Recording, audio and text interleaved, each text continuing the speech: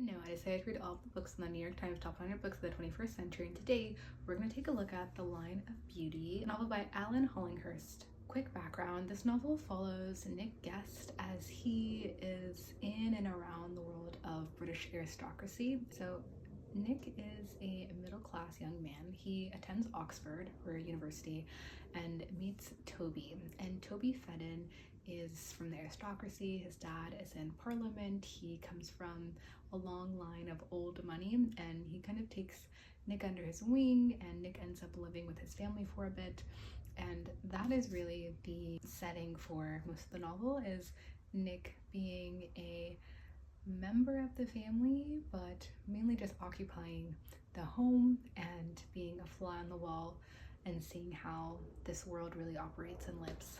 To note, this novel takes place during Margaret Thatcher's time in Parliament, and so she is kind of this overarching god in a way, the way that people turn to her, the topic of conversation they have, and it seems as if everyone sort of floats in and around her. There are quite a few themes that are explored in this novel. Nick is a gay man, and so the AIDS epidemic is happening during this time, and at this time the idea of being gay, especially in aristocracy, was a brush under the rug. Don't mention it overtly. What you do in your private time is your private time, and it's kind of the don't ask, don't tell. And so Nick is reckoning with that, how he's allowed to show up. I'd also say the idea of conditional relationships. So if you do this, then I can show up for you. As long as you don't mention this, then you can be a part of our lives. And so this all kind of starts to unravel a little bit later on, and Nick is really left out in the mud. Surprisingly, I kind of found this novel to be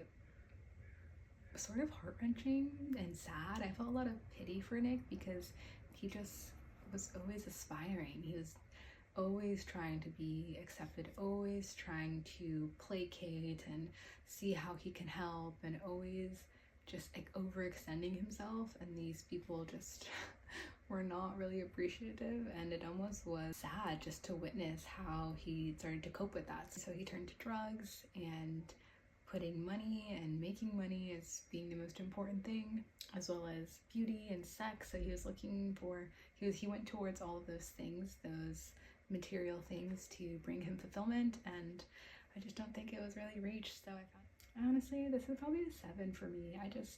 Those themes don't really interest me. I don't really care much about money or social status. I got bored, honestly, so for that, it's a 7.